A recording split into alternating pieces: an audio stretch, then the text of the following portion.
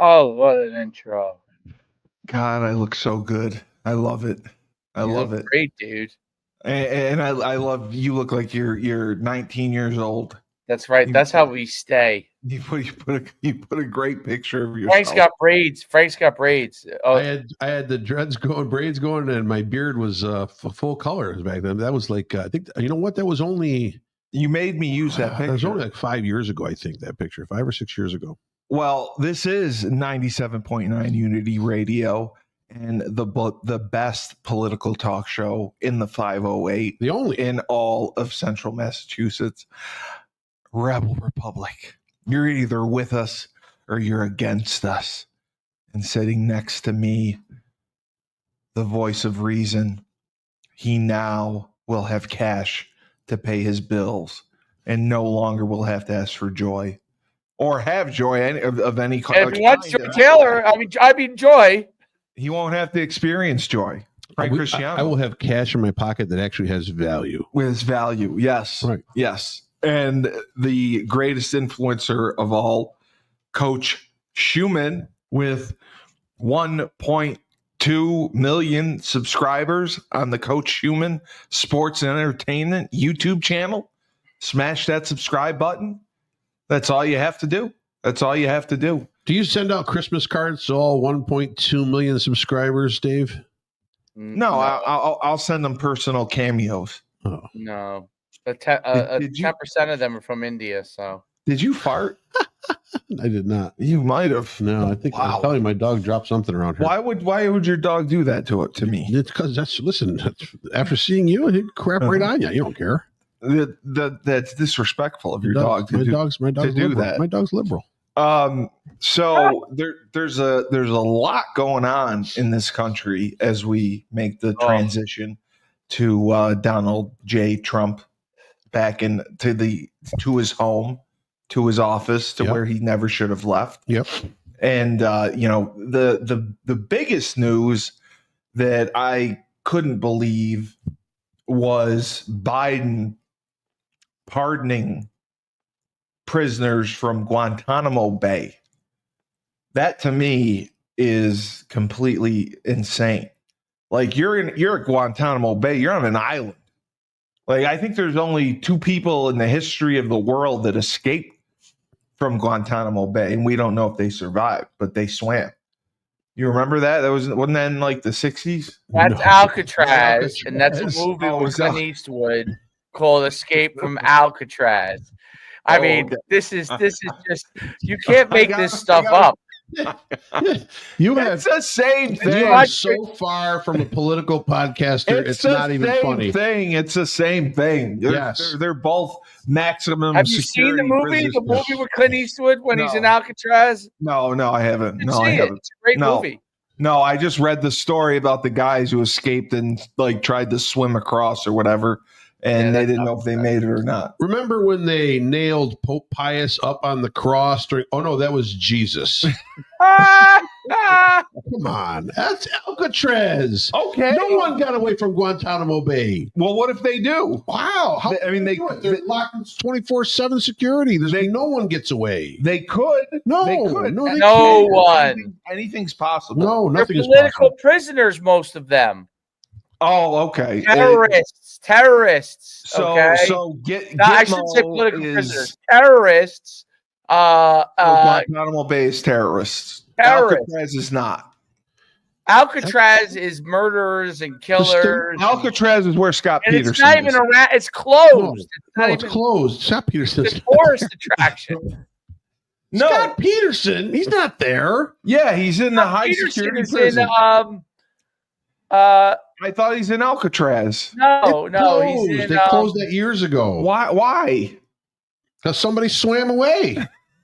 They closed the whole thing up. No, Scott. It was like inhumane or something. I don't know. Okay, well, the transfer of 11 Yemeni detainees being held at the U.S. naval base at Guantanamo Bay. Why would he do that? Well, do you think, I mean, honest to God, it doesn't deviate from the liberals' policy.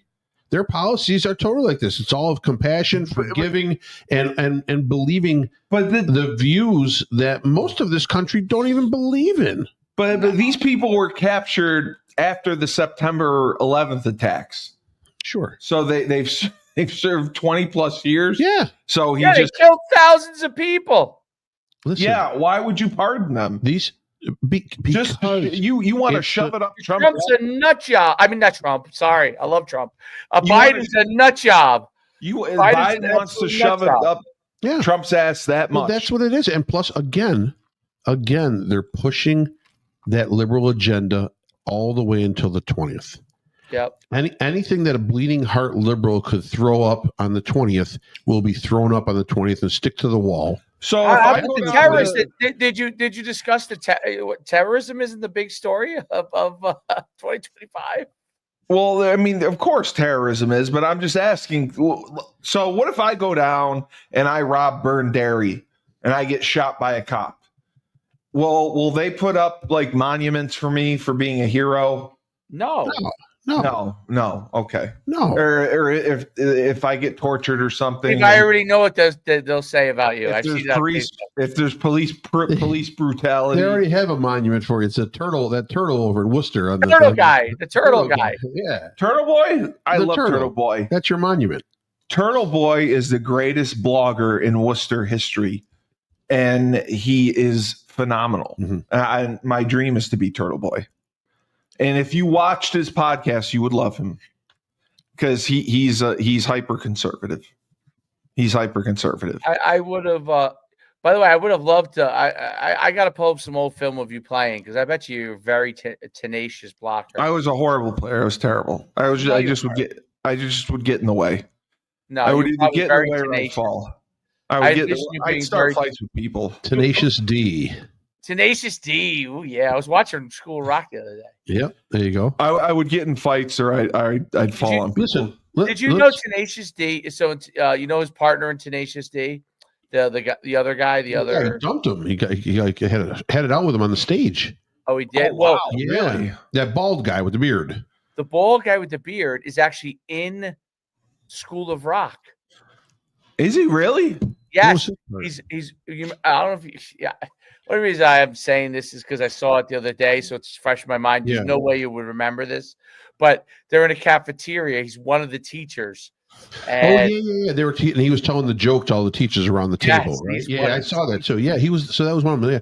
Yeah, I heard that they got into an argument on stage during one of their tour dates, and I don't know if they're working together at all now, or just that he dumped him. Wow, dude, I like Tenacious D. Yeah. Wow. Yeah. Well, but my point is Biden is making this transition completely miserable. Well, why wouldn't he? Well, don't you want the transition to Trump? Don't you wait? You're a Democrat. You've been fighting this guy for almost 10 years now. Yeah, but you're ruining the whole country because of it. You don't care about the country. You don't care about the country. You never cared about the country when you were in there. If you cared about the country, would the border be the way it was? So then how does any Democrat ever expect to get elected again? That's the problem. This is how you're going out. They are in disarray. They are in disarray right now. But if the Republicans don't get their shit together and vote as a united front to get all their policies passed, and they look weak at any point, that's where the opening is for a Democrat to come on and creep back in and get organized again. Right now, they're scrambling. You think that the Republicans won't side with Trump on his policy? I'm just saying right now. The Speaker of the House stuff was like a little bit. Right. And I know that's jockeying for position on what committee some of these Republicans can be on. But I'm looking at it as the track record has not been good when it's been an all-Republican Congress. Right. The first 2 years in 16 to 18, it was an all-Republican Congress, and they barely got anything passed. They got the tax. They had to get that tax break passed, or else it would look like they got nothing done. Right. Okay, but they were arguing amongst themselves in the beginning. But they were arguing the first time around because what do they do all day? Just argue. That's how they chisel in for positions to try to get power. Okay, and they're not going. Their vote is all they have. Yeah. If not, they have nothing. Yes. So the vote is going to allow them to get into power. It's going to allow them to put their foot in the door that they want to get into, to make more wealth for themselves. Obviously, to maybe pass some bills to help some constituents. But I think that's far on the back burner for most of these people because they're all scumbags once they get there. They're corrupt when they get there. I'm sorry, Democrat, Republicans, they're all corrupt. The money's too big. The influence is too much. The power is too mighty. But their salary isn't super high. No, at $130,000 a year, these guys are worth tens, if not hundreds of millions of dollars in the house. Come out. Yeah. You know what I mean? Yeah. How's that possible? That's what I don't get. Right. Well, you don't get it. And it seems like we're all ignorant, or we all know what's going on. And we all know what's going on, but no one can do anything about it. They don't have any term limits set. They have no rules in Congress. No. They barely investigate. This, what was it, the Menendez, the senator from Jersey or whatever, he was there. He was being given gold by Kuwait or whatever, UAE. They gave him gold? Gave gold bars he had stored in his house for information. He was passing along. And then he was down in, I don't know, Honduras or whatever. He was with some girls down there. Literally, it's in the government's face that these people are doing this. These representatives are doing this, and they do nothing about it. Well, that's why I think that they should investigate Biden being in power in the first place. You don't think there's any reason to go back in time and investigate that all these people knew that he had dementia? They're going to know about it. They're going to say, yes, everybody hit it. Everybody hit it. So they'll go everybody to jail. Hit it. Why go to jail? I want Kamala in jail. What happened in the country while Biden was incapacitated? The country still went on. Not well. But how do you know? That's your opinion. We have the best economy in the world right now. Inflation is almost at its lowest point that it's been. But gas is at $3 now. Where was it? I mean, you're talking about every sticking point. They have something to say. Oh, well, it's much better now than what it was before. Well, then they would have won the election. You know why they didn't win the election? They didn't win the election. Okay, because they kept pounding over and over and over the fact that this is an election for democracy. Yeah, they're trying to save democracy. Yeah. Right? Trump was Hitler. Instead of like, listen, folks, we know prices are kind of high. We know everyone's suffering a little bit. We know it's hard to get along right now. We know fuel is very high for us. We know all these things cost a lot of money. Life is high. You can't get a house. I can't live my life. You can't get an apartment. Everything costs too much. I can't drive. We're going to change things around. We're going to help you. You know what? They didn't run on any of that. No. But Donald Trump did. And that's where he wins public safety. He says what he does. Who does not support public safety, for God's sakes? Yeah, they want to defund the police. But they didn't run on any of that. They ran on saving democracy. Yes. Right? Yes, that was their plea. People know. Don't put this man in People know we're not a democracy. We're not a democracy because if it was a democracy, everybody's voice would count. Yeah, it does. It doesn't. Okay, so they knew what they were, and that's why maybe 53% of the country, 54% of the country voted for the GOP this time around. And that's why he had, it is a mandate. It is a mandate. Over 300 electoral votes. It was huge. He took every blue state possible that there was to take. He took. The people are dissatisfied with the job that has been done the last 4 years, and they wanted to change. And you know what? Everyone kept complaining about what happened in the first 4 years of Trump's presidency. But they were begging for him to come back and begging. That's why they pulled the lever for him. They're going to take the next 4 years and they're going to be happy with it as compared to what they would have to go through right now with another 4 years of the liberal administration. That's if you say. Are you frozen up there, Dave? I think you're frozen. No, that's if you say. Oh, there you are. No, you're up. I'm sorry. Holy Christ, you were still as a freaking log. That's if you say the Republicans. I was looking at something on my phone while you were debating. Their agenda together and vote together. Yeah, I got you. Dave, what do you think? What do you think about all this? I mean, do you think the Republicans, the part about the Republicans having to stick together, that part, or the agenda, which part, all of it? You can speak on all of it. Yeah, I think number one, the thing that we have to clean up is we've got to get rid of in our government hiring DEI. Oh, I think that's going to be a tough one. I think number 2, we've got to get rid of. My thing on immigration is we have to get a firm immigration policy, and we've got to be able to get what we want to be able to keep in the country and what we want not in the country. Meaning, there are people that are here illegally that are probably productive people that it's not worth trying to move them out. Disperse them. There are criminals that are a major issue around the country. Yeah. That's number 2. Number 3, I do think our ability to take a stand and figure out what we want to do with respect to, and this might go a little bit along the line with immigration, but rooting out terror cells and terrorism in the country and figuring out what is here and what isn't here. We've got to nail that. Number 4, I think financially, we have to figure out what we could do to help Americans with things like healthcare financially. I don't know the answer on this. Inflation, yeah. But yeah, I mean, listen, the horrible killing that was done, I thought it was ridiculous. But it unfortunately brings to light a situation that is a problem, which is healthcare. Okay.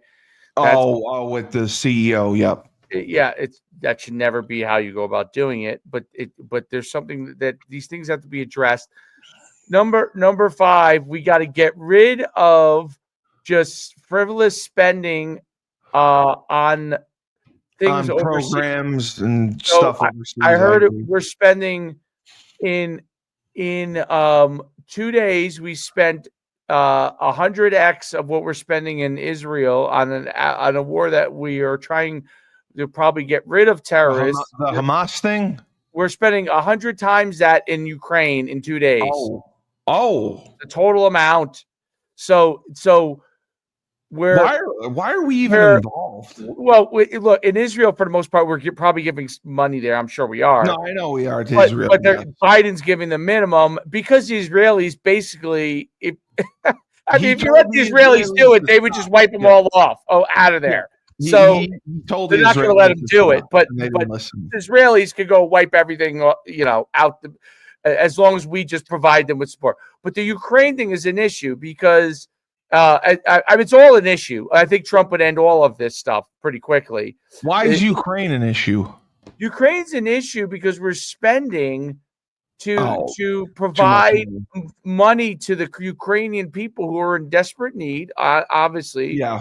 But we're not providing that to our American citizens. We don't do it for our own people. We're providing aid to Ukrainians. Right. Okay. Now I'm not saying we shouldn't help them. We don't want to be, but what is the end game with this war with Russia? Yeah. We need to know what the end game is. Where's the rest of NATO providing money? They're doing nothing. United Nations.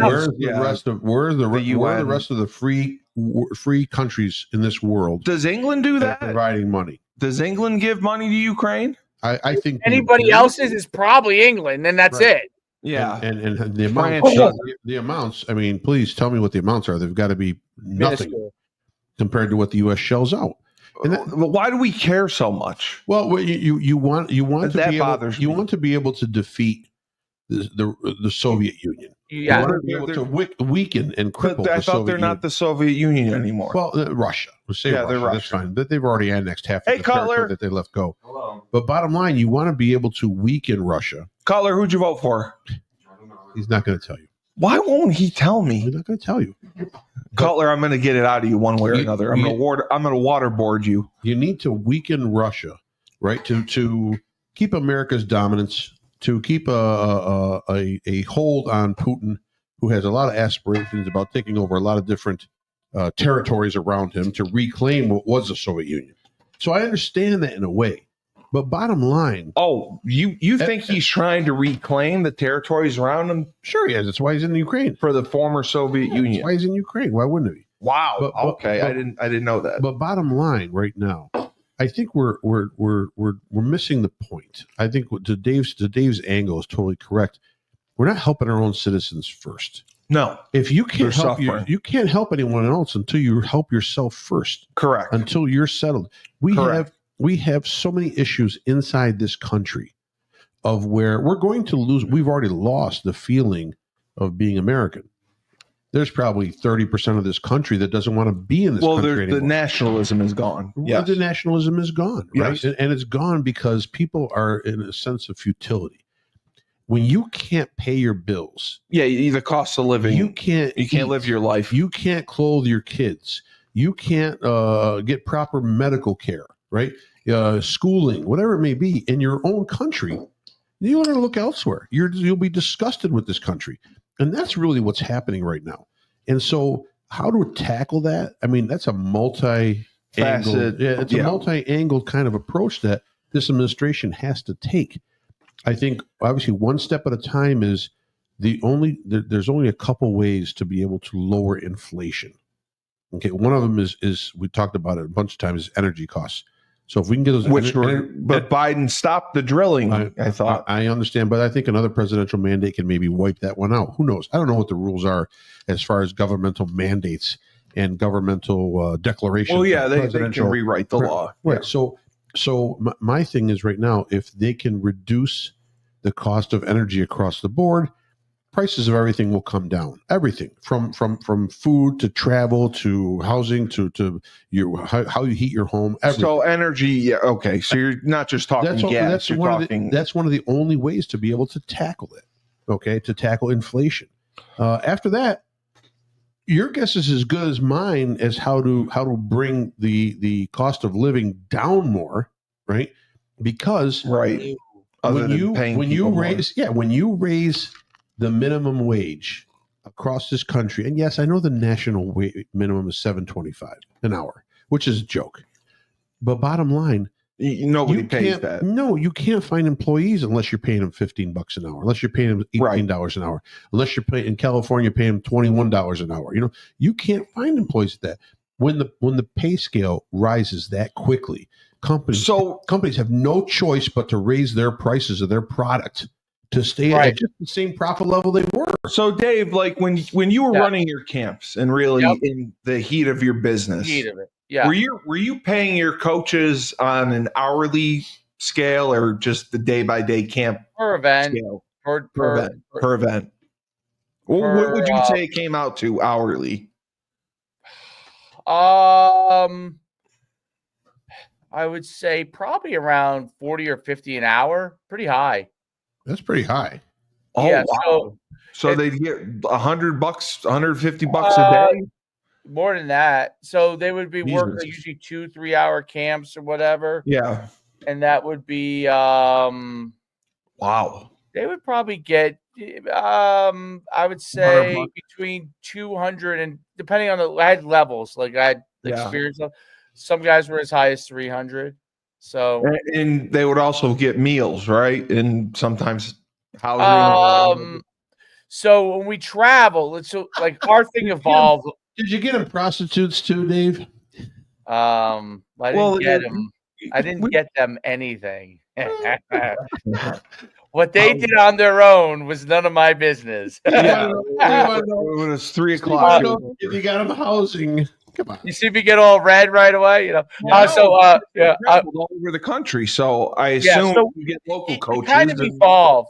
The easiest way to explain it is, in the beginning, I had a couple teams that traveled everywhere, and then we trained guys, and then we got more people locally. We also used to run them for 3 days, right? And so there was a lot of money that come in. Were they overnight? We would be, So at first we were 1 day in and out. We'd fly to the next place the next day. That was actually the best way of doing it. That is the best way of doing it. Yeah. We ended up then getting so big that we were doing like 2 days of camps in one location, and it was just a monster. You know what I'm saying? So. Holy crap! So how many coaches would be employed? It's like anything, and then other people copied, and so on and so forth. Yeah, that's what happened, right? But yeah, I mean, we used to spend a lot in the beginning. Like we didn't,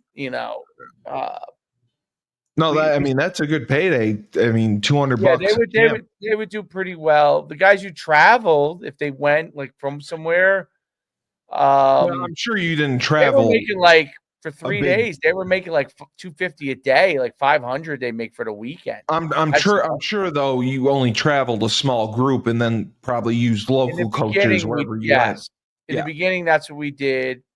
Then all of a sudden grew so fast that we were like traveling like multiple teams, which was a mistake in retrospect. You know what I mean? After you think there was no blueprint, so I was making it up on the fly. You know. Was it just because you were drawing so well? That sounds like the Biden administration. There's no blueprint. I'm just making up on the fly. Similar. Right. Was it just because you were drawing so well at all these places? Yeah, we were drawing so well. My whole thing, like this. I mean, you're going back.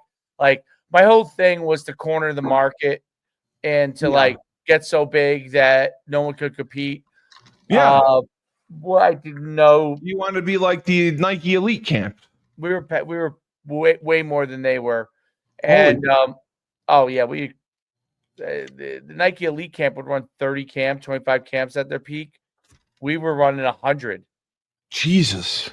Yeah, we crushed the numbers that they had. From May to August? No, from February. We used to go out. The second weekend in February, we would be gone. I think Houston used to be like our first, I think. Houston, and we would go to Houston and then Baton Rouge Part 1, and then come back again later on in the year. And so how does February to July to the end of July? How does inflation hit this then? That's what I was going to say. As Frank was saying, cost of living. So the rental of the field and paying the coaches. So how did inflation affect that? Yeah. Inflation didn't affect the you couldn't charge more, but everything else cost more. Exactly. That's the how inflation affected it. Insurance. I couldn't charge. We got up to $99. I mean, that was it, dude. That was the most. Originally, we were $60. I could only go up $39 in 15 years. Right. I mean, think about that. Meanwhile, the cost of flights probably doubled. The hotel cost probably up 30-40%. Food costs doubled. So, I mean, there's nowhere to make money. Yeah, if you want to work for somebody else, then you're doing a great job. If not, you want to try to make a profit, put something in your pocket. There's nothing there. There's nothing for the owner. Right. Well, yeah, that's why. This is the thing that everyone in business, the issue that everyone thinks in business, that it's like financial services. Okay. You're taking, someone's giving you $1 million. You're taking 1.5 or 2% of that money, like a fund manager. And that's a huge amount of money and your overhead's very little, right? You guys, no, man, that's not how it works for most businesses. Go build even if you build like a Tesla, okay, eventually the costs start to get higher. And that's the problem with inflation. So, I mean, look at the trucks. They're like, I have to get myself a new car. I got to get a truck. Yeah. And the trucks were trying to charge you above MSRP at the peak of all this. Now they can't even move them, dude. They can't move the trucks. Right. What's MSRP? Go to your Ford dealer. Go to your GMC dealer. You fill out a form online. They're going to call you every day, twice a day, to see if you're going to buy a truck. How much do you have to put down on it? Well, it depends on what the truck is. I'm just saying. Okay. I'm just saying you're probably, and they're not even there yet because they're still charging MSRP. Wait 6 months. They're going to be it's going to be skyrocketed. They won't not be able to move cars, dude. So eventually you came to a point where you said that it's no longer worth it. Can't do it. The margins were getting cut. And your profit wasn't worth it to do it. And that's where you eliminate. That's where you eliminate the small businessman. Yes. You eliminate them because you know what? Amazon could do that. Yeah. Amazon could do 1 million camps and absorb any kind of loss. Right. Correct. All these big companies. So bottom line, after a while, colleges. That's what the colleges did to me. Right. No, they did. Everyone went to the 1-day camp model. They charge $100 a day. 1,000 kids show up. Yeah, they do. They don't care if they make money. They just want recruits. Right. No, we cared if we made money because that's Yeah, where I know the coaches want the cash, but I'm saying the head coach really doesn't care. They want the recruits on campus, and what happens is now people don't come to the other camps where we were working hard to help get their name out there. Now the college coaches host the camp. They don't give a shit. They're not recruiting none of those kids anyway. But did Not you have recruiting any of them? But did None you of have them. college coaches working at your camps? No, you could because where the time frame is when it is. They're not allowed to go off campus, right? Right. Oh, okay. That makes sense then. Yeah, you just So can't. kids think they're going to go to college camp. It's a fraud. No, I mean, we offered the majority of our kids based off of the college camp. How many years ago were you a college coach? This is 2018. Okay, it's changed dramatically. You go to a college camp now, you are not getting recruited unless you run a 4-4. Yeah, you're right. Because you're right. Because the majority of the best players wouldn't go to your camp if you wanted them. The best players didn't go to your camp. The best players ain't going to a camp. No. Period. No, they don't need to. You have to pay them to come to your campus. You're right. Wow. If you're Rutgers, let's say Steve Cully, top lineman in the Northeast, 15 offers, or on his way to 5 offers. Everyone knows he's going to be 15 offers. They'll pay you to come to visit their campus? If I haven't offered him and they're going to have to pay you to get there. Wow. NIL money. I'm going to give you NIL money to come to my camp. They're not even going to work out at the camp. Come on. They're going to come. They're just going to show them around campus. They're going to pay you. Right. I didn't know that. Because when I coached, the model was if they performed well at the one-day camp, we had a list of the top group. FCS is a little different. Yeah, it is. Yeah, I know. But we still had scholarships, and we would mark the kids that were scholarship level players in a different group. And then at the end, we would evaluate them and meet with them right after camp and offer them. So all our offers were out after the first month of June. That sounds desperate. But that's how it was done. Isn't that how it was done most places? Yeah, back then, yes. For FCS, definitely. Here's and the thing that is different in the camp business that is really, really like a different thing. 7-on-7 is a big deal. Yes, now it is. The satellite camps. That's taking the place of camps in the spring. Most, other than a couple here and there. But the other thing that's changed dramatically is the high school player isn't getting recruited. Okay? Not at all. No. So they think they're going to go colleges say, come to camp, and we'll get a good look on you. Yeah. Knowing full well they are not going to recruit that kid. They know. Well, I tried never to say it. Well, even FCS now. So it's just purely a moneymaker. It's not for recruiting purposes. I mean, I don't know how much money I'm sure they're giving the money to the assistants. I'm sure, right? No, but I mean, for the kids coming, they're not getting offered. No. Wow. If you go run a 4-4 to 4, hey, listen. If I was running Rutgers camp, here's what I would do. I wouldn't even. The rest is window dressing. I get it. You got to have them do all the shit, Yeah, right. You got to burn the time. Yeah. Go run the 40-yard dash. Yeah, you do the combine stuff. Come out of there with 10 kids that you haven't been recruiting that you're like, maybe, a lineman that ran faster, whatever your parameters are. Okay, let's look at these 10 kids work out. Bring them over here. Let's put them through drills. Right. Let's see them work out. One or two of them maybe can get an offer. Maybe. But that's it. All the other 500 kids are just running around. There. No, I know they are.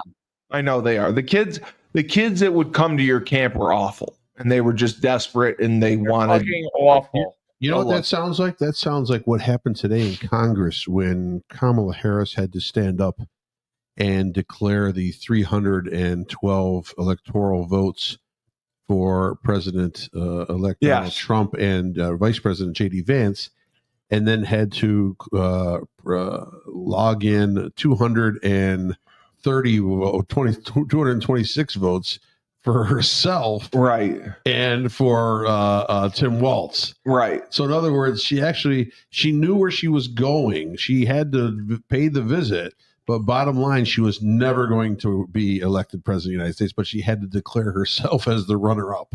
Now, my father said this, and I wanted your opinion. He claims that Tim Walz lost the election for Kamala. He said that his debate was awful. He came off very awkward and uncomfortable and unlikable, and that J.D. Vance was much better. Do you agree with that? No. Okay. I would agree. I'm in the camp that he did not help the situation whatsoever. But you don't think it made that much of a difference? I don't think it made that much of a difference. I think bottom line, you weren't voting for Tim Walz. You weren't voting for J.D. Vance. You were voting for Kamala Harris or Donald Trump. Right.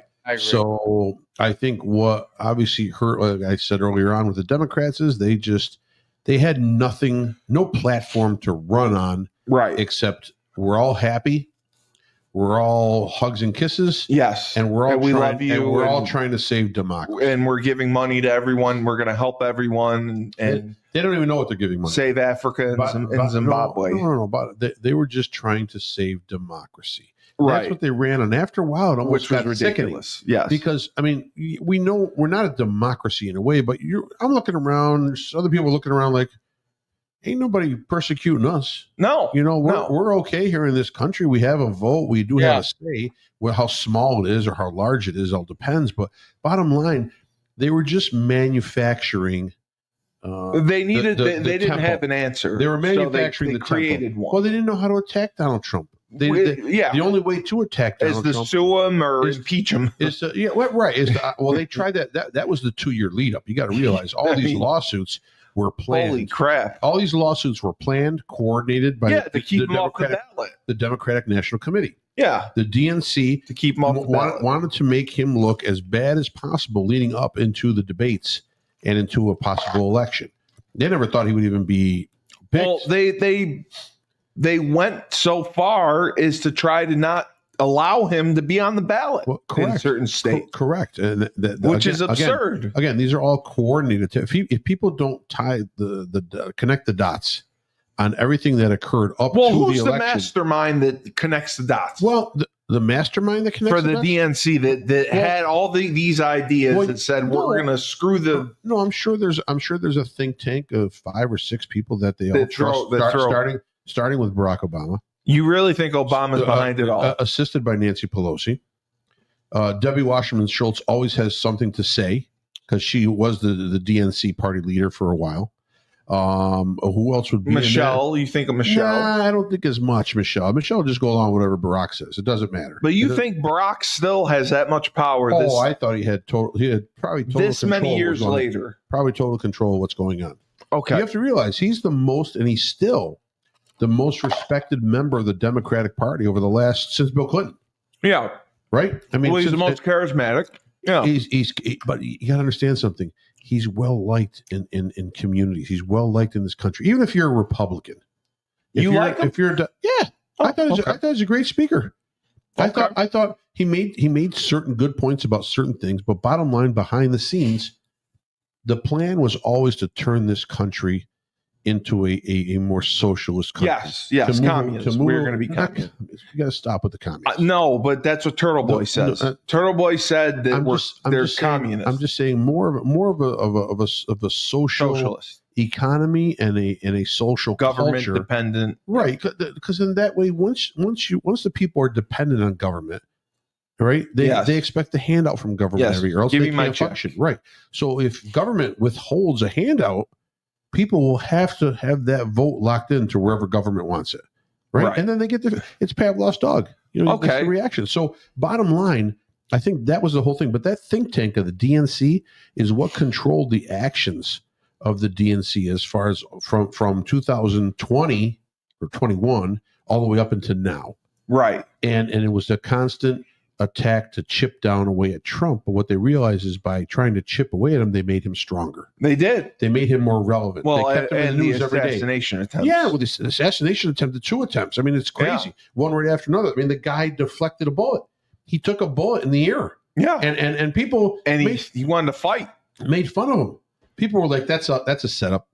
That's a lie. That's ketchup on his ear. You know what I mean? They gave every possible excuse. Right. And because you can't give the guy any credit. Right? No, they hate him. Joe Biden called Trump supporters garbage. Yeah. Right? He did. So he comes out in a garbage truck. Yeah. Right. And I'm going to most likely on these airwaves on Rebel Republic within a few weeks, I will have the actual person who is in charge of that whole media program, right? Yeah. Of creating the garbage situation, of working at McDonald's for a day. I'm going to have this guy on. He's great. Yeah, he's the head of media production for the Trump organization right now in the Trump presidency. And he's a local guy here. I'm going to have him on. I'm fighting really hard to get a hold of him and get him on here. But bottom line, well, I want Joe Griffo. Everything I can get Joe Griffo. Everything was tied into this. And so once it backfired on them, once they realized that people in this country are not, they keep saying we're dumb. We're sheep. Anyone that supports Republicans are dumb, right? Yes. But if you look at it on the other side, how can you say we're the wrong ones when you're seeing what's happening, the turnaround in 3.5 years in this country? Yeah. I mean, it's literal destruction of values, of core values, of security. Of finance, of education. I mean, the bottom line, the breakdown, and people, some see the problem is they've been brainwashed. They think this is for the better. It is not. I don't care what anybody says. It's not. When you can't ride the subway in New York City, it ain't for the better. No. Right? It's not for the better. No. When you can't live near the border of Mexico and Texas because they're just streaming through your backyard, unchecked, unvetted, just walking the streets, that's not better. No. So where do these people come up with these ideas? They're paranoid. They're delusional. They're almost like they're taking psychedelic drugs, Dave. I think they're on drugs. They're on shrooms. When they're looking at this stuff and they're thinking it's better for us. It's a guy. They just had the article in New York City. Guy was arrested 81 times. He's been arrested. Well, because they on assault, on robbery, they just keep releasing him, and they just keep releasing him. Yeah, they just keep letting him go. Yeah, right. So after a while, it doesn't even sound. It's insanity. It's not sane anymore. If you back this, it's not sane. It is. So I'm hoping in 14 more days. And the other people I keep hating this.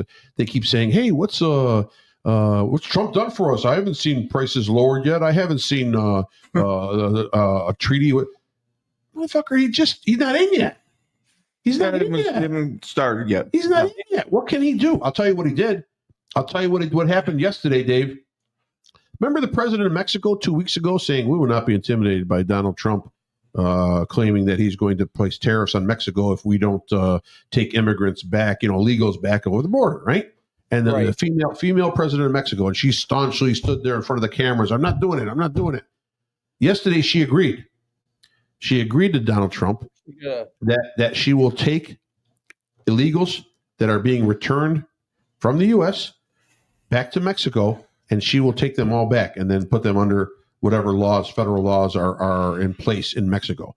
So, see, everyone, it's just like January 6th. Everyone talks a great game. Right? Yeah. All these politicians talk is cheap. All these politicians on January 6th, 2021, excuse me. Yeah. They all talk a great game. And Nancy Pelosi ripping up the papers in the speech by Donald Trump in the State of the Union, and Hakeem Jeffries talking about this, and Adam Schiff looking like a moron over there, always and same with the Republican side. They're all fighting back and forth, and who's the guy in South Carolina there? Every time he talks, he's awful. I want to slap him in the face. I can't remember his damn name. The bottom line, January 6th happens. Mitch McConnell.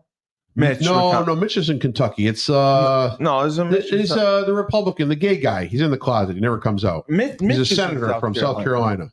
Lindsey Graham. Oh, Lindsey Graham. Yeah, okay. Lindsey Graham. They're both. Yeah, so and they're all talking, right? And they all talk shit, and they all against each other. And I'm standing up for this, and I'm fighting for this, and I'm for. All of a sudden, January 6th, a few people bust through the doors and start running around the hallways, and they are running for their lives. Yeah, scared shitless. Yeah, rats trying to run off the ship. Yeah, they were barricading themselves inside the rooms with desks and chairs, and oh my god. So What do we do? That's the hypocrisy. Those are the people. Instead of coming out and facing the crowd, if you're a respected member, whatever, you're facing the crowd. You think someone's going to kill you? I would give an answer. If not, take it. Get up there and talk to those people and give them the information they want to hear. Stand up for yourself. But no, they hide, they cower, and those are the people that are making the decisions for 330 million Americans. That's our problem. So I remember when you moved Tony's to where it is now, a bigger location, a bigger space. Yeah. And you, at one point, had a lot of employees. Didn't you have like 10 employees, 15 working in the afternoon at a time? Where? At your pizzeria. The one here in the back? Yes. No, never. What was the most that you had in like 2003, 2004, 2005? 6, 7. 6, 7 at a time, maybe 9 on the weekends. What would you say you have now? 6, 7. It's maybe so 9 on the weekends. No, it hasn't. I can't add to it. Maybe I've added one more. Okay. I do different. I can't add. But your overhead is much more. My payroll has doubled in 6 years. That's what I was saying. Yes, it's doubled. Great. So right. So I mean, if my payroll was $250,000, now it's $500,000 in 6 years. Right. I can't raise my prices 100%. Right. To counteract to cover any of that right there. Right. So where does the average person go? I mean, I'm buying products. All the work for somebody else. That's what it is. Right. That's what it is. People are better off. They're like, oh, I want to go in business for myself. You're better out. Listen, you get your weekends off. You're going to have your 401k. You're going to have to, if you're in that kind of you don't have the responsibility for other people. Nothing. I can't call in. I'm not going to say, hey, Frank, this is Frank. I'm not coming in today. It doesn't work. Well, I think you could, but you won't do it. No, you can't. I think Johnny could run. You can't as a business owner. You can't leave your. You're always there, floating. Right. So that's when they start robbing you. Yeah, right. It's still a little bit of a cash business, although almost 80% of my business is in credit. Well, I know. That's great. You're almost better off. You really are. You gotta go cashless. Yeah. That's what Fenway Park was cashless. Cashless is horrible. All these bars now are cashless. It's horrible. You cannot. Well, because they don't want to. They don't want to deal with theft. That's why they're cashless. Really? Of course. Yes. They don't want to deal with theft. You think people take cash from you all the time? Of course. All the time. All the time. Sure. People who work for you. Yeah. Take cash from you. Absolutely. Steal from you. Yeah, if you want to call it that, or just borrowing, or just happen to fall something on the floor, or giving a food away. You got to be kidding me. Sure it is. Steve, we used to sell like gear at our events, and there's no doubt. And it didn't add up. And we'd have check-in where people used to do walk-ups and stuff. There's no doubt like if there was skimming going on. Like I just. Yeah, it's hard to know. Like the person who was selling my gear, she would just be like, I offered 10 or 20% discounts. Well, how do I know if she offered a discount or not? Right. There's no documentation. Well, you count the inventory you sold and the money that came in, doesn't it add up? Then 20% of it was sold at a discount. Right. So then now you don't really know. Right. Oh, so you don't know if it's a $20 T-shirt, every $4 goes into her pocket. So you don't know how she sold it. I get what you're saying. Or if she gave them, so let's say the person gave 20% off. Okay? Yeah. Let's say they sold $1,000 worth for $800. She keeps $100. She gave a 10% discount. How the hell am I gonna know? Done. And and then I'm still paying her on top of it, of course. You don't know that happened. I don't know. I just heard from other employees. You don't know you don't know the matchstick game in the bar business? Used to have matchstick when matches were popular. Used to have matchstick, but they could put anything like that. You're going to ring out. What do you got? 2 drinks? Great. That's $20, right? So you take the $20 that they pay, and it's in cash. You hit the no sale button. You put the $20 in there. You put 2 matchsticks. Every matchstick equals $10. End of the night, you got 2 matchsticks. You can take $20 out of the register because you never rang it through. Wow. Listen, have you caught? Yes. You've caught. Yes, on camera. On camera, I caught someone reaching in, grabbing $5, put it in their pocket. Yes. It happens. They know that you have cameras. They don't care. Well, you can't watch cameras 24/7. So how often do you go through your cameras? Who knows? Once a week for 20 minutes. Oh, so okay. You can't catch everything. So you don't. It's not like you're watching. Loss is part of the game, right? And it's obviously part of this government's game. It's called spillage. We lose how many billions and billions of dollars that are just unaccounted for. What is just like Amazon builds loss into the sale price of their products. Absolutely, you're going to return some of it. What did the Defense Department? They couldn't track like 300 billion or 200 billion. They lost like $200 billion. They can't. It's unaccounted for. They can't account. They can't account for it. They don't know how it got spent, but it got spent. So how did you handle the situation when you saw someone take $5? Fired him. Right on the spot. I pulled him in the office. I fired him. Did you ask why? No, I don't care why. Get out. You don't care why? Why do I care? Well, I mean, he may have had a good reason. Or I come in and I bang your wife. You're going to ask me why I did it? Tell me. I mean, answer the question. No, you're not. I'd probably ask. You're throw me out. No, I'd punch you, but I'd want to know why. Why? How did this happen? It doesn't matter why. It doesn't matter why. So she did it. The rules are the rules. How did you hear rumors that this person was taking money? No, I was actually in my office with one of my beer distributors, and he was saying, "Why are you watching film like that?" I'm sitting down talking to him as he's trying to get his beer order in with me, right? And I'm like, well, a lot of times I catch employees that are just stealing. I can see it as I'm talking to him. She's reaching into the register, putting $5 in her pocket. But it was literally only $5. $5. Okay, so this happens. The beer distributor leaves. Yeah. You call her in. Yeah. And there's no conversation. What conversation? I replayed her putting $5 in her pocket. I go, I got to let you go. And that was it. That's it. Get out. Well, I think that's a lack of compassion and empathy. Compassion and empathy. I think. Let me give her a hug and give her $10 more. Well, maybe she's got a baby at home that needs baby food. Then ask me, and I'll give her money. That's what I'm saying. But you should have asked. And it shouldn't be a one strike. Maybe she had a cocaine problem and she needed money. It shouldn't be one strike. Sure it is. There's 3. This isn't baseball. You don't give people chances. What are you talking about? What? If you steal, you're gone. Yeah, exactly. So how can I trust you? Stealing's a cardinal sin. There's no absolutely because you lost total. I've lost total trust in you. I made a mistake. It was an accident. What accident? Your hand accidentally slipped into the register, pulled out $5, and accidentally put it in your pocket. I was desperate. Desperate for what? I needed the money. Then come and tell me. Okay. Well, then check yourself into rehab if you're desperate for that money. Right. Well, the reason you're doing it is if it's because you have a heroin problem or some sort of. I mean, that's the problem. Listen, all you have in life is your handshake. Your word. That's all you have. That's all you have in life. I agree. So if you break it and they catch you break, if you don't, listen, nobody catches you. You just said I have to let you go. Yeah. Okay. I mean, I would have done like an exit interview, like HR and exit interview. Yeah. You want me to exit her through the door and interview her as I kick her out? No, I would want to know. How long did this person work for you?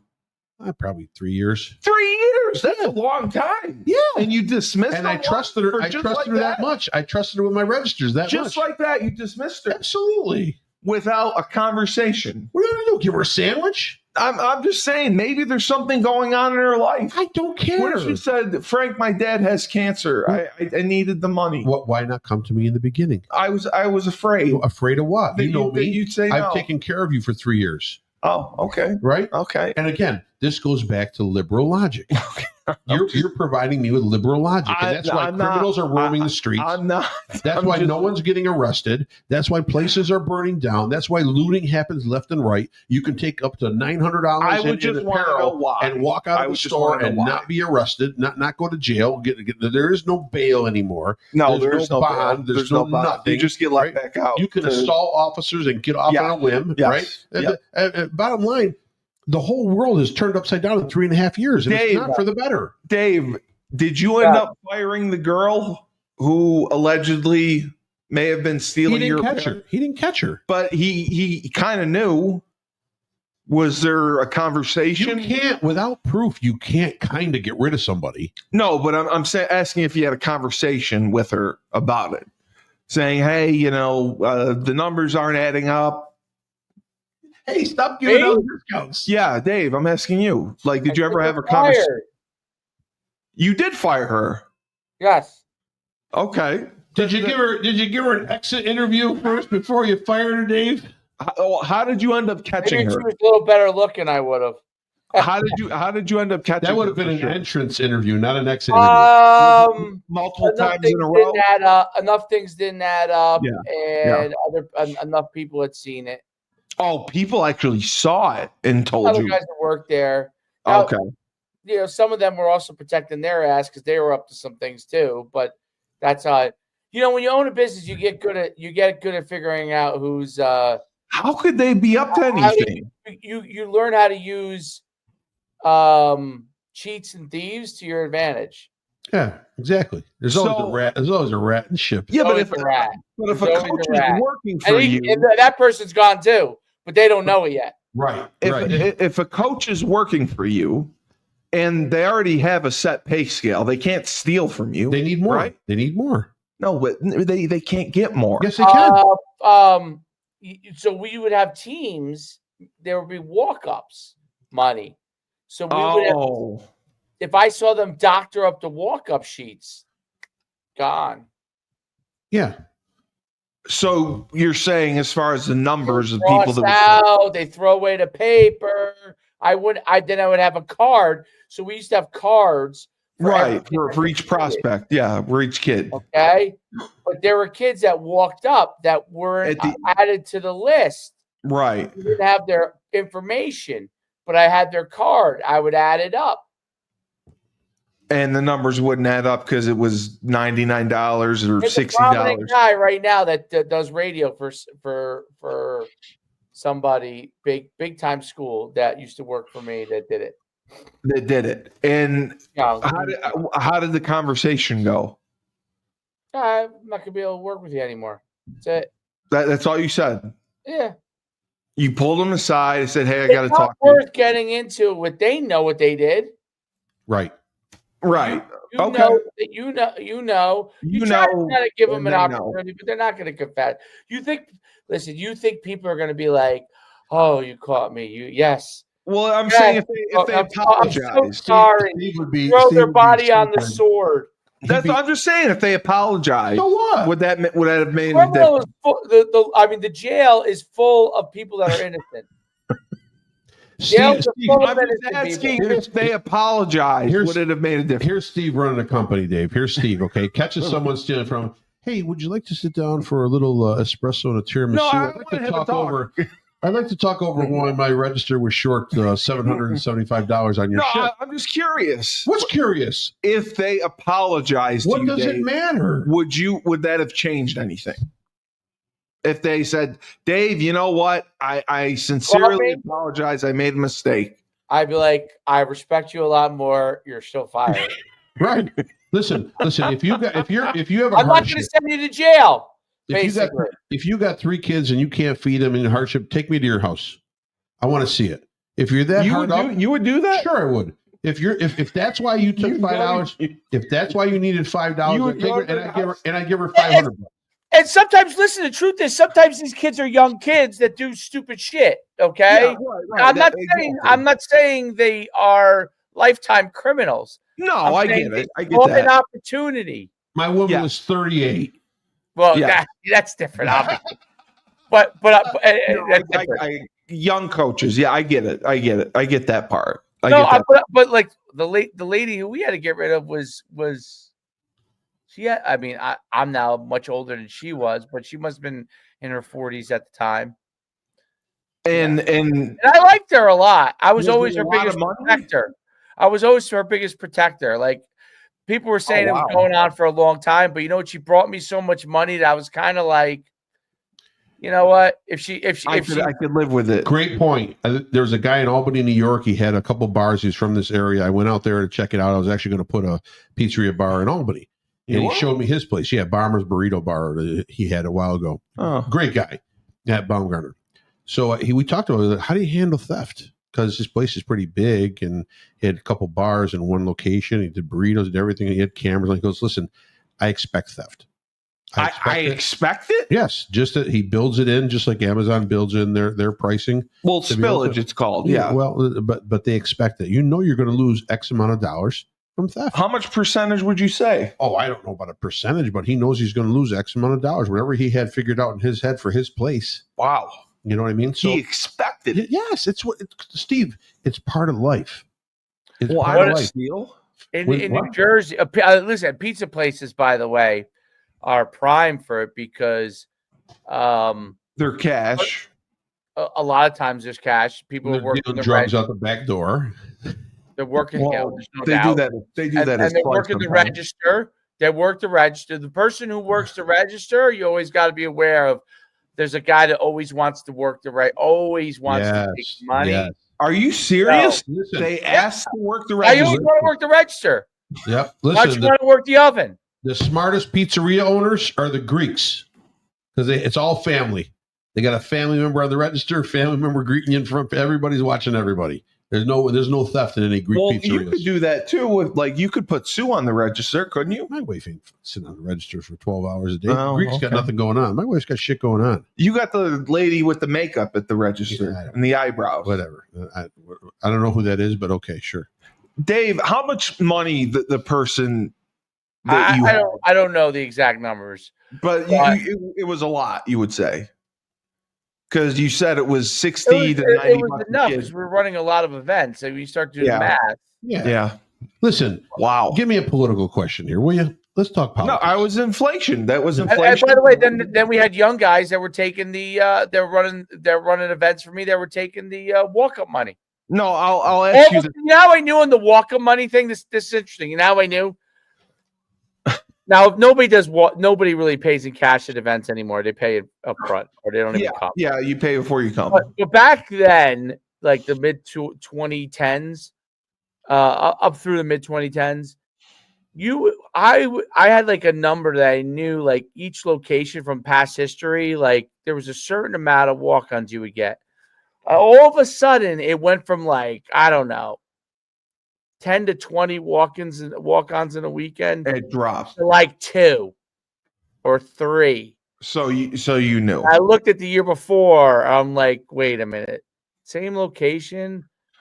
Okay, well maybe it's going more digital, But then I would see places, locations that the coaches you knew were doing the right thing. They were still having 10 to 15. I'm like, okay, this isn't a shift among customers, it's a shift among this person who's running the event. All right, so I'll ask you a political question. Let me hit you with a political information bit. How about the corporate donations to Donald Trump's inauguration day? So he has, you can donate money for the inauguration on the 20th of January. Tim Cook of Apple, $1 million personal and $1 million from the company. Jeff Bezos. Yep, I saw that. Millions coming from the company. Mark Zuckerberg is coming $1 million. $2 million is actually coming from the company. I forget who else. I'm missing a few others, but right now they're kissing the ring. That's what they're doing. Well, you have to realize something. When you think politics or feelings drive political agendas, you are incorrect. It is always the almighty dollar. No, everything's about money. Always the almighty dollar drives political agenda. So when you're seeing all these people who talk shit about Trump, all of a sudden dumping millions of dollars in inauguration, kiss the ring. Yeah, because they're hoping for a nice corporate tax break as well. Yeah, but again, it's all about the almighty dollar. All right, I'll ask my political question was about. I heard a rumor Trump wants to buy Greenland.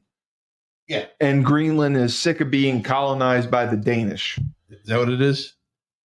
Do you think that would be a good move? Could we? I mean, we had Puerto Rico. I don't think it'll ever happen. I think strategically, is it expensive? Strategically, it's a smart. Well, that's the whole thing. What are you going to? What are you going to do there? We're in a 36 trillion dollar deficit right now. Yeah, well, I don't think we don't have the billions. I don't think you need to throw another trillion to buy Greenland. Strategically, it's. You think it'd be a trillion? I don't know. I have no idea. Strategically, it'd be a good move. Well, to get closer to Russia. Well, defensively, strategically, it'd be a good move. But if not, the territory is useless. Yeah. Besides that, so why waste the money on that? You don't need it. Dave, I mean, what are your thoughts on Greenland? I don't even know if this is a thing. So no, they've been like Greenland wants us to buy them. They want us to buy them. They want Trump to buy them. Yeah. What is there? 80,000 people that live there total. They're sick of being colonized by the Danish, and they like Trump. They want to be part of like what we do with Puerto Rico. Well, isn't Canada? Weren't they saying that Canada's going to become our state too? 51st state. Yeah, that's what Trump said. Canada's not really a state. I will take it all. We'll take Canada. We'll take Greenland. How about the rejection again of socialism in Canada by the resignation of the Prime Minister Trudeau? Trudeau resigned today. They resigned. They were going to go to socialism. Well, they already basically are a socialist country. Right. Resigned, dude, because he was there. And wasn't there? He accused Elon of meddling, or Elon's meddling in Germany. Yeah. Somewhere else. Everywhere. It's unbelievable. France, Macron, I think, complained about it. Yeah. He's just trying to cause trouble. It has nothing to do with the liberal policies that have turned Canada into a dumpster fire over the last 8 years. Well, Canada's just too big. Canada's it's a wasteland. It's really not. No one lives in most of the places. No, it's all empty. It's 65 cents on the dollar. I think their dollar is worth right now. Okay, so the dollar has no worth. No one can buy a home or rent an apartment in Canada because the price is astronomical. It's something that you couldn't be able to afford. We think we can't afford it here in the U.S. So try buying one in Canada. Well, I mean, I'm sure Toronto and Montreal, but not like anywhere in Canada, anywhere across the board in Canada. Try buying a home. You can't. Yes, you can't, because the prices are inflated so high. Their money is worthless. The policies do not allow them to buy homes without a lot of hoops and regulations to jump through. So bottom line, they have that right there. The medical system. Everyone keeps saying, oh, my God, the socialist medical system. Yeah, 6 months before you see a doctor. The medical system is awful. 6 months, a year, could be 18 months. There was a story of a woman who had to go in for a knee replacement, I think it was.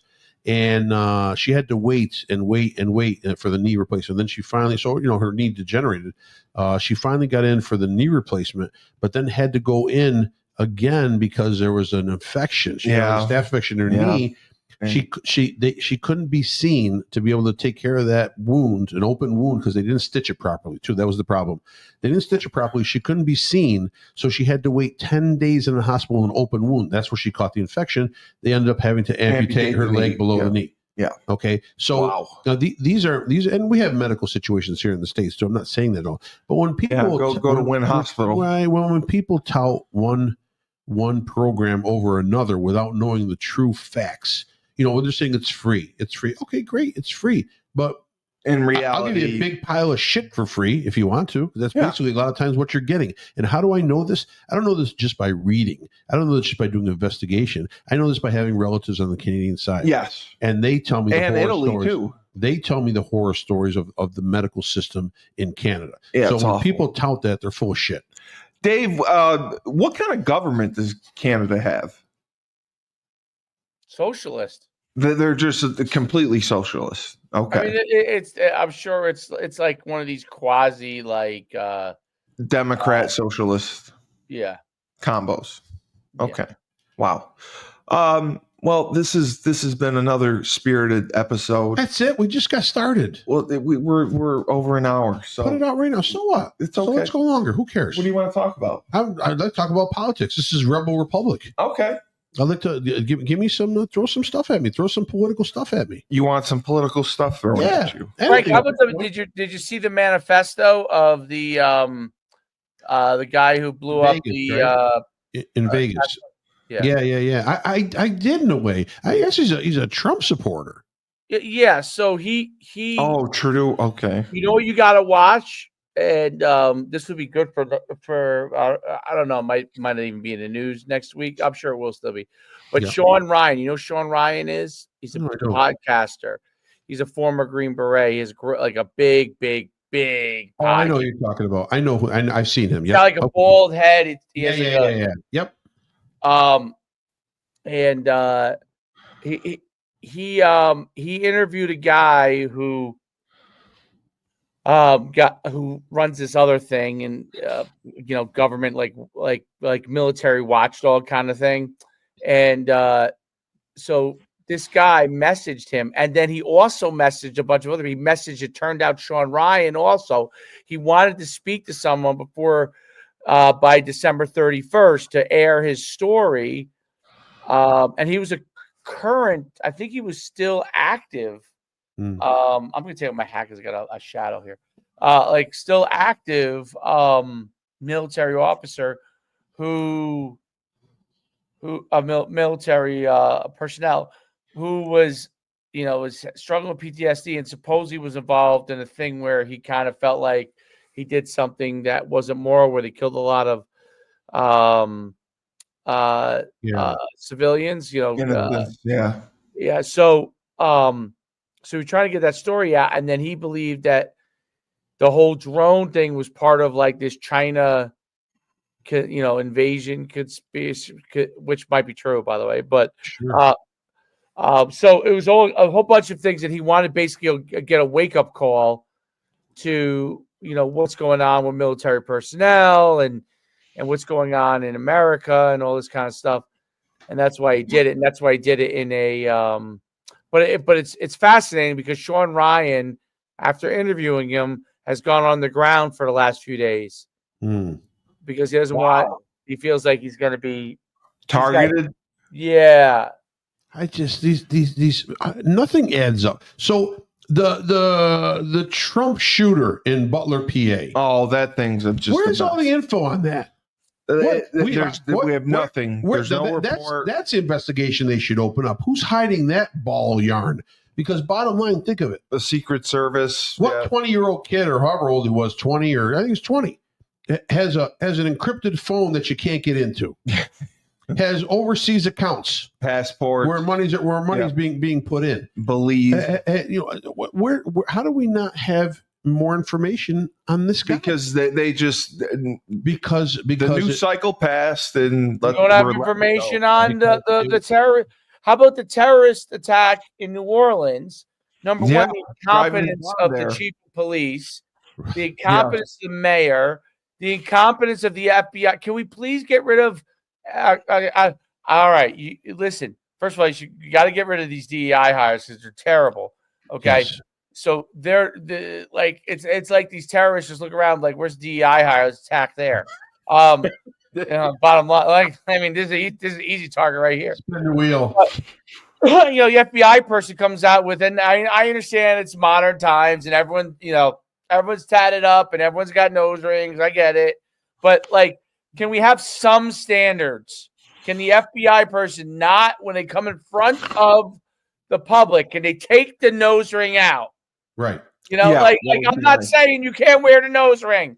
I'm saying she's undercover. Yeah. But what? So the thing was a Palestinian. Yes, the initial FBI agent that came out and made the first statement when all this happened in New Orleans was actually an assistant director down there. The director down in New Orleans was on vacation. They brought her in. She ended up saying, this is not a terrorist threat or not a terrorist attack. Totally wrong. Yes. She blabbed. So right off the bat, incompetence, right off that top. The police chief comes in.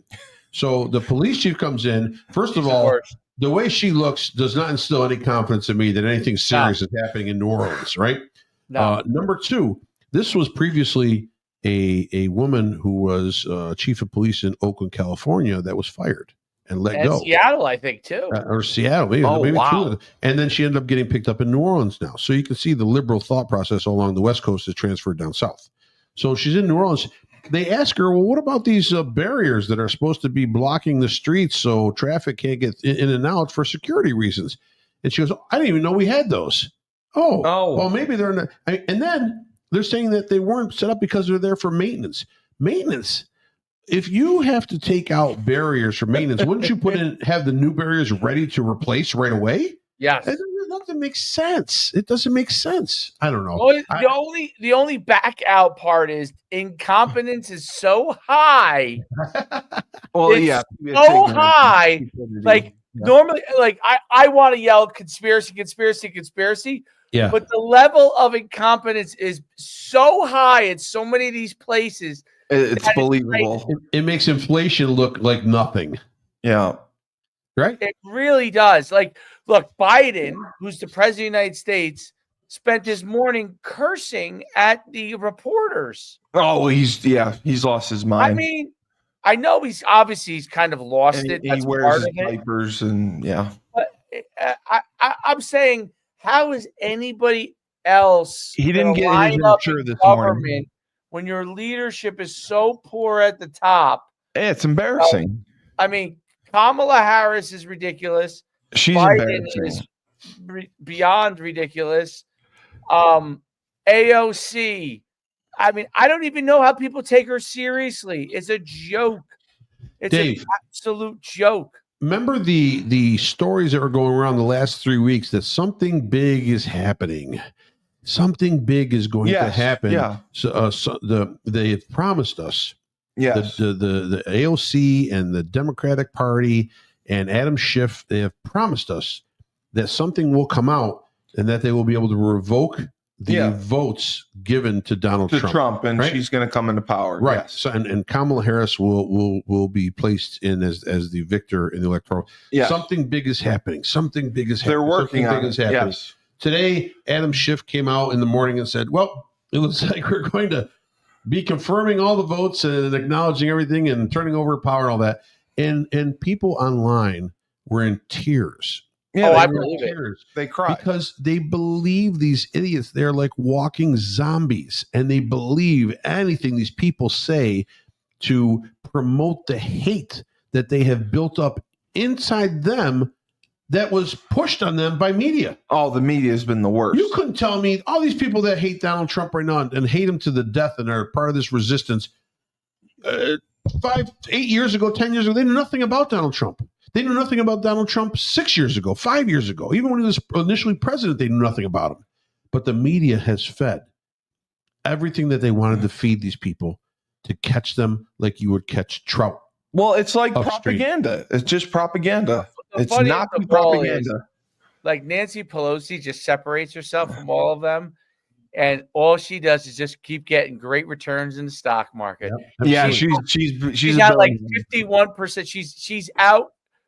Her stock portfolio has beaten every other. I think there's one or something that there's Warren Buffett, and then there's Nancy Pelosi just right below. That's it. Nancy Pelosi's like the greatest stock picker in history, other than Warren Buffett. It's incredible. Well, it's insider trading, though, isn't it? Obviously. Steve, you're a genius. Yeah. Well, how does she get all the insider knowledge? People tell her? She's on every freaking committee there is. She's in charge of everything. Everyone blabs whatever they need to blab to her. So how do we get in on some insider trading? You can actually do that. They have you can run for office. Do I have to go on Reddit? No, you can go online. There's Discord. There are guys out there in the social world that actually sell you information of trading purchases and sales by every politician. Right. And there's the success ratio. Lenny Dykstra used to do that. Right. When who buys it and when they buy it and when they sell it. Right. And they said the success rate is crazy. There are failures, but the success rate is crazy. Lenny Dykstra was great at it for a while. Yeah, he was until he lost his mind. Yeah, he did. But again, this has been another spirited rebel republic. Dave and Frank, I'm just disappointed that you didn't have conversations with the people you fired. I would have just wanted an exit interview. I want to preview the next few shows coming up. I'm going to have a buddy of mine. We played ball together in college. He's retired from the Secret Service. What about the guy from New York City? He actually protected George Bush and Barack Obama. So I'm going to have him on. He'll give us a little perspective on security, a little perspective on being in that part of the world. I got a healthcare guy too. A healthcare guy. Yeah, my doctor wants to come on. I'm going to have Jimmy Fallon from Fox News and Fox America. He has committed. Jimmy's. I've contacted him again. Jimmy is going to come on. He's got to find time. The problem is now he's in such high demand at that station. He actually sleeps sometimes in the Fox station. Really? After he does shows, because he's there day and night. He's always on call. He's a guy that they call in for quick 5-minute one-liners. So he's always there in a way. I'll have him on. And like I said earlier on in the show, I'm going to work on. I'll get him logged in. Jason Caporell is his name. He's in charge of Trump's. I'm going to get Galini production team. We got to get Galini. We can get politicians. I can ask Joe Griffo, Senator Griffo from. No, we got to get Galini though. Yeah, we can get because he's a liberal. We can get. And people say that we're slanted because we don't. We are slanted. You just said you're either with us or you're against us. So but we have to give a liberal a voice and let them come on. Yeah, and explain themselves. Yeah, of course. And then we can yell at them and call them names and crucify them. That sounds great. That works well. So we just bring them. They can sit there and then they can talk their talk, and then we say you're a communist. Well played, Steve. Communist. Well played. Communist. Yep. Yeah, communist. And take some oranges and shove them up your ass. Yeah, there you go. Yeah, that's what we're gonna do. So Dave, I don't know how this goes. We're going in such a good political talk at regional that, and then we give him 2 minutes of mic time, and it's like diarrhea. I wasn't diarrhea. I made good points. Dave, I'll see you Wednesday for Husky Hoops, and you're the next greatest influencer, and we're going to be at 2.2 million viewers by then. I assume on Coach Schuman Sports and Entertainment YouTube channel. You're going to get 1 million viewers after this show. Yes, after this show. Yes, this show's been great. Fantastic. This show, when I put it on last week, got like 1.3 thousand views just on Facebook. Who says 1.3 thousand? 1,300 views. It shows you at the bottom. Right, you got 1,300 views. Yeah, that's good. That's great for one platform. Right? Yeah, it's amazing. It's not bad. It's amazing for one platform, and then on LinkedIn, and then on Twitter, like you wouldn't believe the number of views you get, and then on Spotify and Worcester, it's even better. So beautiful. That's why I say Ernie uses this too. No, he doesn't use the video. Here's how many views Ernie when it goes on Ernie's show. No, Ernie gets there. No, we get great viewership there. 3 views. But Dave knows we've got. What's the political talk show on Unity Radio?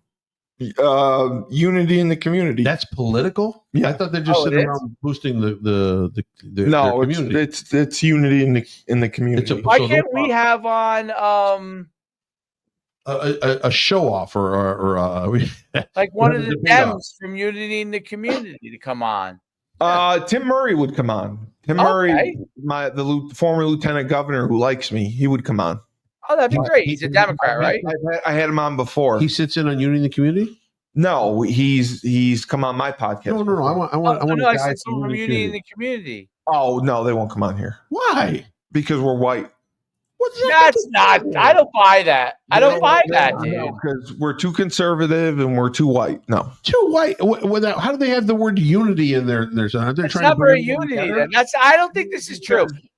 They like liberals, and they don't want to come. They don't want to talk to us. That's not true. Oh, okay, get one of them on the phone. I'll try. I get Tim Murray. Tim Murray's not part of that. Tim Murray's some white guy who probably worked for the. He was the lieutenant governor of Massachusetts. Yeah, and he's white and he's not on Unity Community. I want one of those guys on Unity. No, he's on the Voice of Business because he works for the Chamber of Commerce now. Is that Unity? Is that part of that station? No. Yeah. Okay. All right. He's part of the station at least. Yeah. The Voice of Business is on Unity in the Community, or is on Unity Radio. 97.5. Yes. I don't like it. Well, I don't care. Yep. So, for the Voice of Reason, yes, who's grumpy, and Dave Schuman, I'm Steve Cully, the best podcast host in the universe. Is 97.9 Unity Radio. Ernie, we love you very much.